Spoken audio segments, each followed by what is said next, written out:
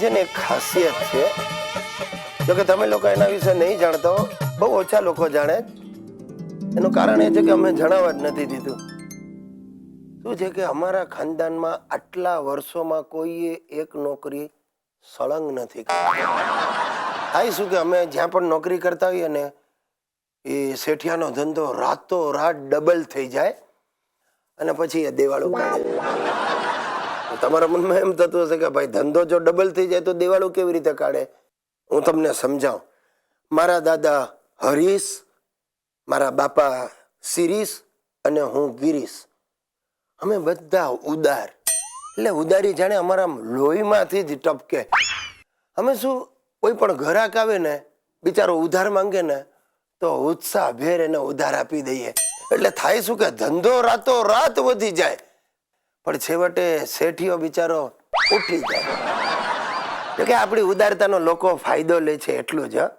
હવે બહારની શું વાત કરવી, ઘરમાં એ લોકો ફાયદો જ લે છે. તમારી બૈરી સુશીલા બોલે, જો કે આમ જરા હસીને વાત કરું ને, શું સ્માઈલ આપું, તરત હાથ લંબાવે, જરા 500 રૂપિયા આપો ને. મેં કહું તારે સુશીલા શું કરવું છે 500 રૂપિયાનું? મને કે મારે જરા ફેશિયલ કરાવવા જવું છે. હવે મૂક ને આ ફેશિયલ બેશિયલ, એકચ્યુઅલી તો તારે છે ને પ્લાસ્ટિક સર્જરીની જરૂર છે, એ કરાવ.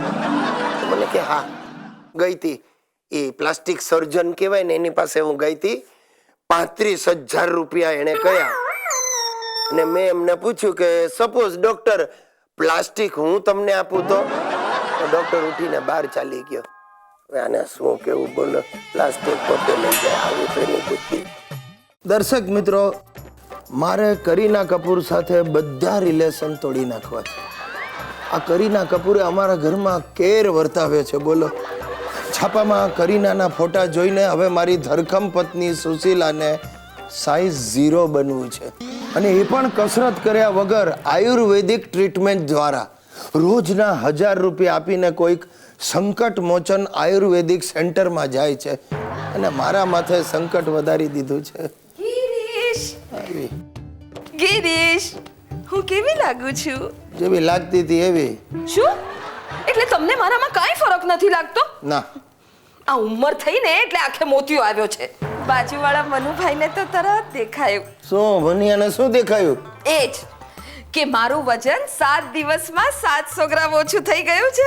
7 દિવસમાં 700 ગ્રામ? સ્વામી સંકટાનંદની ફાકીની અસર છે. એક દિવસમાં 100 ગ્રામના હિસાબે તો તારે આખી જિંદગી આ ફાકીઓ લીધા કરવી પડશે, અને છેવટે પથરી થઈ જશે. જરાય નહીં. મારી બેનપણી નીમુને પણ ફાયદો થયો છે. અરે 7 કિલો વજન ઘટી ગયું છે ને. એ નીમુનું ફાકી ખાવાથી વજન નથી ઘટ્યું, એને બિચારીને મેલેરિયા થયો તો એમાં ઘટી ગયું. તમને કોણે કહ્યું? હું એની ખબર કાઢવા ગયો તો. શું? કાંઈ નહીં. જો સુશીલા, હું તને હાથ જોડું છું, આ સંકટ મોચનની ફાકીઓને કાઢા લેવાનું બંધ કર. સોરી, સ્વામીજીએ મને ગેરંટી આપી છે કે 1 વર્ષમાં મને કરીના જેવી કરી મૂકશે. ये मेरा दिल प्यार का दीवाना. ભાઈ એ દીવાની એ બસ કર તું સુશીલા. તું કરીના બનતા બનશે તારો સ્વામી મને કાદર ખાન બનાવી દેશે. બસ બસ, બહુ થઈ હવે ફાલતુ વાતો. આ લિસ્ટ પકડો અને આયુર્વેદિક ફાર્મસીમાંથી આ જડીબુટીઓ લઈ આવી દો. મને સ્વામીજીએ આનો કાળો બનાવીને રોજ પીવા કહ્યું છે. આ શું છે? ગુલગુલ ગુટિકા, વિહંગ વટી, સર્પાદી ચૂર્ણ, શ્વાનાદી ભસ્મ. અરે આવી બધી જંગલી જડીબુટીઓ લઈને ઓળનું છોડ થઈ જશે. બસ બસ, તમને મારી ઈર્ષા આવે છે અને ડર લાગે છે કે આ સોસાયટીમાં બધા લોકો કહેશે કે આ ગિરીશ કાગડો દહીથરું લઈ ગયો. પણ એક વાત કાન ખોલીને સાંભળી લો કે આ વર્ષે હું મિસિસ અમદાવાદ બ્યુટી કોન્ટેસ્ટમાં ભાગ લઈને જ રહીશ. ये मेरा दिल प्यार का दीवाना. અરે રામ, આ ભાગ લેશે ને મારા ભોગ લાગશે. બ્યુટી કોન્ટેસ્ટ વાળાને બ્યુટી ક્વીન ને બદલે બેન્ડિટ ક્વીન નો એવોર્ડ આપશે.